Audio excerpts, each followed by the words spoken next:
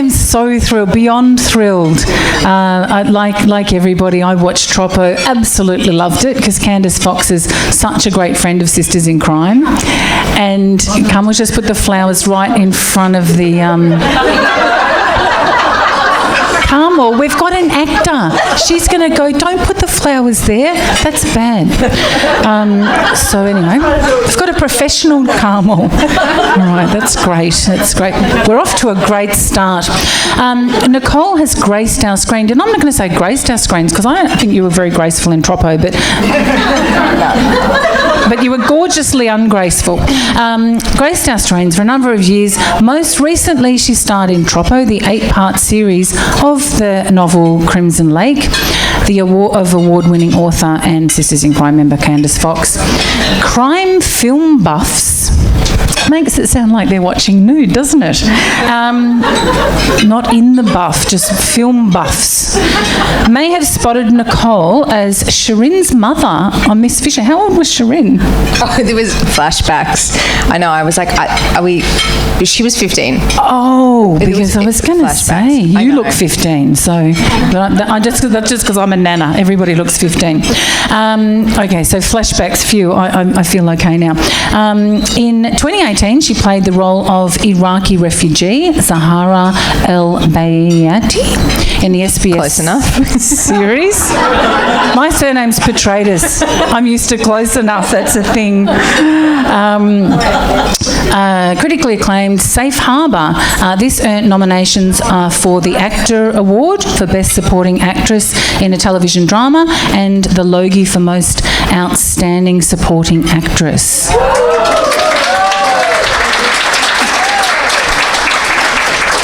This is star power. I'm so glad Carmel moved those roses. In 2018, she had a key role in another SBS series, On the Ropes, for which she was nominated for the 2019 Logie. Have I already read that? Oh, Most Outstanding Actress. What's that muttering? Okay. Yeah, stop it. Nicole has been in The Gloaming, is that right? And Romper Stomper, Stan's 2018 6-part sequel to, not the original, you probably weren't born when the original was made, 1992, were you born then? Yes, I was. Okay, all right, well, that's few. And lots and lots of other roles. And I think if you read all of them out, people just sit there going, overachiever. Yeah, I think we're done. Yeah. Well, I mean, it's nice when you're unemployed and you're like, oh, I have worked. Yeah. You go, phew. I was watching an interview with Thomas Jane, who plays Ted Concaffey in Troppo, and he was talking about the difficulty in finding Amanda Farrell. And if you've read the book Crimson Lake, you would understand that it's such a quirky character. And then he said, we don't have a show if we don't have an Amanda, and he was worried that they wouldn't find one. And then he says, and I quote, and then Nicole walked in. I was crying. I had my Kleenex out. It was lovely. And he talked about that instant chemistry, not a yucky chemistry. I just think he was like an actor's chemistry. Did you feel it too? Yeah, I mean, and also the fact that it was during COVID and I was in Melbourne in my bedroom, and he was in, I think, Montana shooting a Western, and so it was to have a chemistry. I mean, chemistry reads are always a bit weird, but to have it via Zoom, I was like, I don't know whether this is going to translate, but I'm just going to trust and go with it.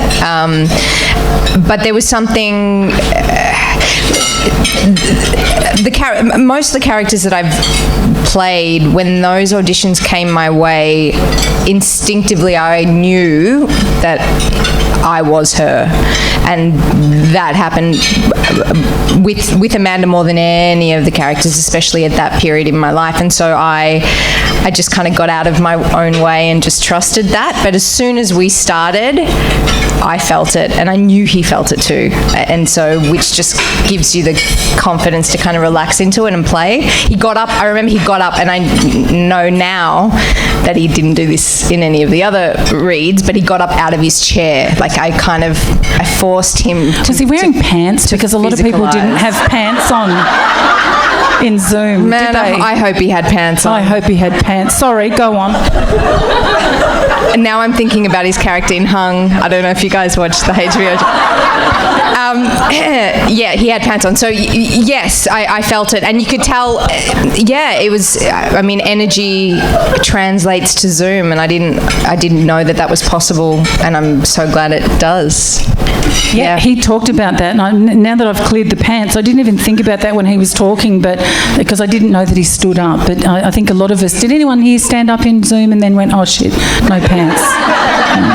We all had pants on. That's amazing. So did I. Most of the time. All right. So when you got the part of Amanda, did you read the book then, or did you read it before? I hadn't. I wasn't familiar with Candice's work prior. I read it after because the scripts weren't ready. Like, I think we only had I was given maybe an early draft of episode 1, and I was very curious, given the character specifically. I'm like, where does this bitch go? Like, what does she do? And so I read the book, and I chose not to read it before the audition because I didn't want Candice's creation of Amanda to affect where I took her, and I didn't want to. If I didn't see the similarities I needed to play Amanda, I didn't want it to affect me and kind of just take me into my head. And so, but I read it afterwards and I was like, oh shit, she's a bit crazy. And she gets attacked by a crocodile. So did you go, oh my God, I'm going to have to get eaten by a crocodile? Yeah, I was like, oh my God, I get to be eaten by a crocodile. I don't get eaten by a crocodile, but it was amazing. Like, the stuff that her world is so crazy and so different to mine, and very different to my world the 2 years leading up to it. And so I was just so excited to get to play in like the weird and wonderful far north Queensland. Yeah. So we want to know, because all of us, we're normal people, and so as an actor, like, are you reading the book and going, oh my God, she gets bitten by a crocodile, I hope that's not in it? Was there anything else in the book that you're going, oh my God, I hope I don't have to do that? Nah, because you get to do it, and it's supervised and it's safe, and so what a liberating experience to do all the crazy stuff that I wish I could do in my normal life or say, especially with Amanda. She just didn't care. There was no filter, and so it's so liberating to not be arrested, to get to do the same stuff. way. I knew that, and I was getting paid. Someone was paying me to act crazy. It was fun. Highly recommend it. And I love it every time she gives a man what for, and she does that a lot, doesn't she? She does. A lot of giving someone what for. It's my favourite thing. Me too. Me too. We need to be best friends. So in the script development, do they pick you and then form the Troppo Amanda around you? Because the Amanda in the book's very different and almost kind of bird-like, and you don't do that in Troppo. So do they kind of, how much, and I'm not saying that you could star in my book, The Unbelieved, which won the Alan Unwin Crime Prize. I'm not saying that you wouldn't be perfect for that role, and we'll talk later. Please say it, and it's on camera, so. But she would be perfect. So how much do you know, the process of book to TV or book to miniseries is fascinating for certainly me, and I'm sure everybody else in the audience. How much do you have a part of that? Not a lot, especially in television, especially in, I guess, this stage of my career. By the time we get to, by the time we start filming, the majority of the scripts have been written, and so there's not much room to tweak. But what does happen is, I guess the way, my mannerisms, the way in which I approach the character will then, I guess, organically affect the writer. It was Yolanda Ramke, and we spent a lot of time together, so there was... certainly through like the last few episodes, I think there was more of my Amanda, but it's more about me reading the scripts and creating a character based on and honouring the writing and the character that's there. But yeah, our Amanda was, I guess, more grounded. I guess trauma affected my Amanda in a different way. And there's also that thing where, like, we had 8 hours of television to flesh out, and as amazing as the book is, you kind of have to, like, go in different directions and create new storylines to flesh out 8 hours of television. And I hope that we did it justice. It's always a bit nerve-wracking meeting fans of Candace's. She has a lot, as she should. But mostly, it's not mostly, all of it has been, like, I was nervous because my Amanda is different to the one written, and I wanted to do her justice, and I really hope that I have. Indeed, we loved it. And talk to us about filming. So, as Carmel has said 37 times tonight, FNQ, Far North Queensland is the setting. And was that where you filmed it? No, we shot on the Goldie. Nice. Yeah, I thought I was going to Far North Queensland. I was very excited. They were like, no, we're in the Gold Coast. But surprisingly, I don't know much about the Gold Coast except for kind of, Surfers Paradise and like all of that. But it's incredible.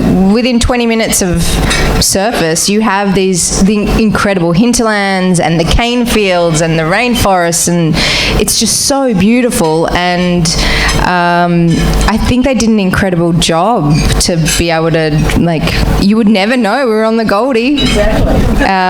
It was amazing. Because it does look like that, and just, I think Candace did that so beautifully in the book, was having Ted's house backing onto crocodiles. Yeah. Like, you wouldn't buy there, would you? It's real estate no, I think, having crocodiles in your backyard. I feel like, I don't think you'd be putting that on your for sale poster, would you? I wouldn't. Have your own crocodiles and don't have a small dog. Anyway, well, that's great. I did not know that, and I never would have picked it. But I was watching I was YouTubing. I know, right? I can. So I was YouTubing and saw them talking about how they bought an old house, Ted's house, and then just transported it and put it all together like that. Yeah, in bits, like, I think, like, in quarters on the back of big trucks, and they, like, they brought it in. And we shot, it was amazing. There's a place, I can't remember what it's called now, but it's basically like it's a huge space that films and television productions take over, and we were able to create the majority of our sets all in this one lot. And so there wasn't a lot of, like, locations around. We were just Amanda's house and the pub and everything was kind of in walking distance, which saved a lot of time. But the world was there, and so I could just, like, hang out in my office and when I wasn't on set working, and just having, like, it was a real we created a real Crimson Lake existed, and it was so beautiful, and it was magical, and you don't always get that opportunity. Mars Marina, that's what it's called. That's what we're, which they use a lot, and now I see, like, I'll watch, like, I think it was, like, maybe not Blue Heelers, another one of those shows. I was like, oh my God, that's Amanda's place. Like, it's the same building. Yeah. It's like when I watch Gilmore Girls, and then you watch Pretty Little Liars, and then you go, oh my God, that's the same building. Like, you become exactly very like familiar Gilmore with Girls and Pretty Little Liars. Girls. Me too. Makes a nice change from serial killers for me. Probably not for you. You probably just like it.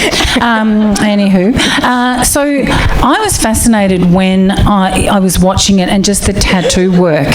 So Amanda's just covered, and because it's fake Far North Queensland, you're not wearing sleeves. So did you tell us about that. Do you go to the makeup trailer every day and they've got to draw it all on, or have they got stick-on ones? Probably more professional than that. That's how I do mine. During COVID, they're just licking and sticking things onto it. Yeah, that's what it was. Very intimate relationship I shared. That's fantastic. Although, during COVID, they should have wet them with a sponge, I feel. They should have. But I requested that they lick them.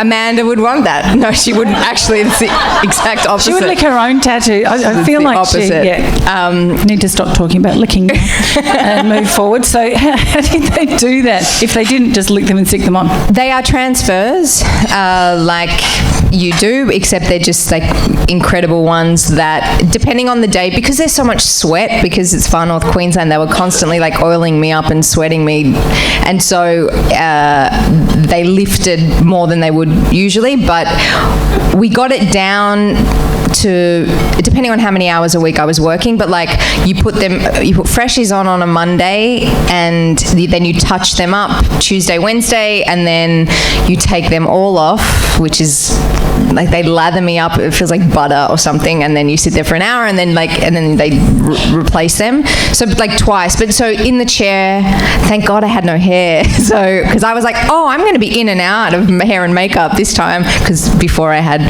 a lot of hair, and they were like, oh no, honey, you sit down, you're going to be here even longer. So like 3 hours for tattoos, and then like just the upkeep. But they were incredible. Hair and makeup artists were amazing. I was really lucky that they allowed me to really have a say in the tattoos. They were very personal and specific to me personally, or to the character, but we worked with an incredible tattoo artist, and together we came up with the designs of a lot of them. Valkyrie, the big one, was very sentimental, and the story I won't share because it'll lose its power for me if I share it, but yeah, it was amazing. And just to so I would keep them on. I'd go home, I'd go to Coles, I'd put petrol in my car with like a buzz cut and tattoos, which is very different to how I've ever looked. And just watching people